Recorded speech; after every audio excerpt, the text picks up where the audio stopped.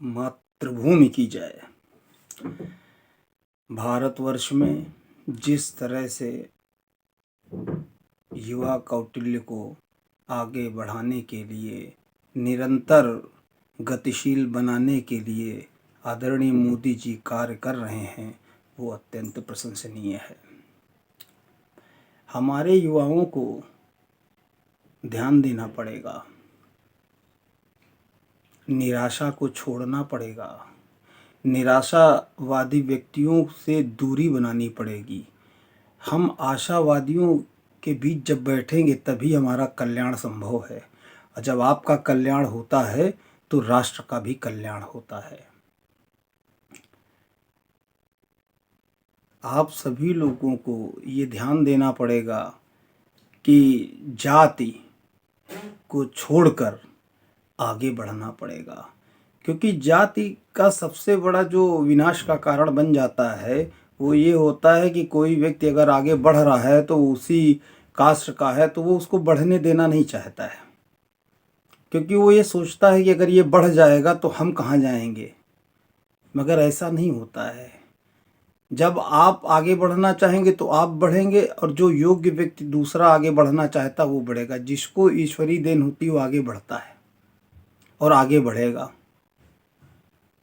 तो हमें अपना जो है हृदय मजबूत करना पड़ेगा, दोनों हाथों से योग्य व्यक्ति का आमंत्रण स्वीकार करना पड़ेगा,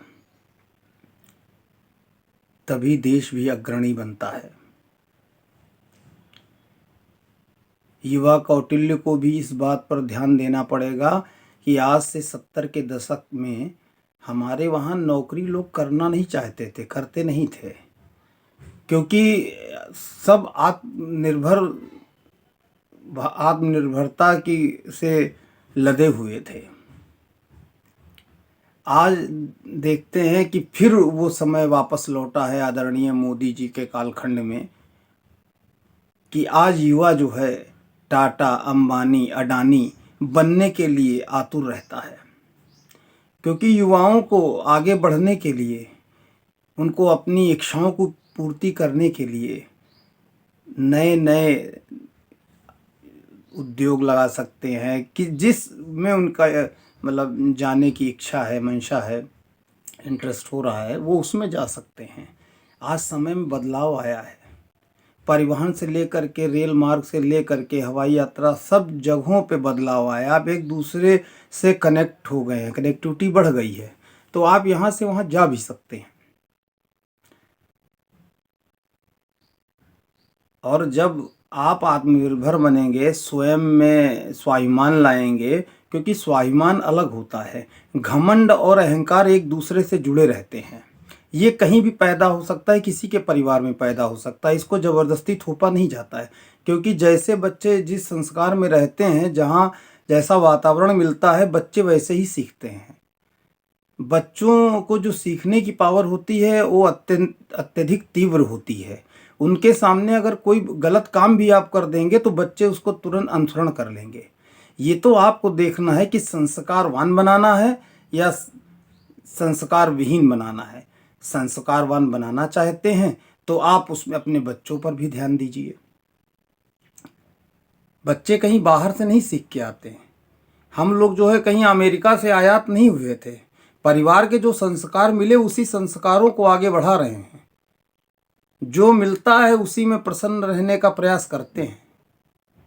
इच्छाएं हमारी भी हैं, इच्छाएं हर युवा कौटिल्य की होती हैं, मगर कैसे आप आगे बढ़ेंगे उसके लिए अच्छा तरीका भी चाहिए। और जब आप आगे बढ़ने लगेंगे तो राष्ट्र तो अग्रणी बन ही रहा है, वो भी बनेगा। कोई राष्ट्र तभी मजबूत हो सकता है जब वहां का 66 करोड़ युवा शक्ति भी मजबूती प्रदान करेगी, तभी राष्ट्र शक्तिशाली, समृद्धशाली, सौभाग्यशाली बनता है। आज हम लोग उसी दिशा में अग्रसर हैं। हमें आपको इस पर विचार करना पड़ेगा। समय बदल रहा है तो आपको अपनी मानसिकता और सोच में भी बदलाव लाना पड़ेगा।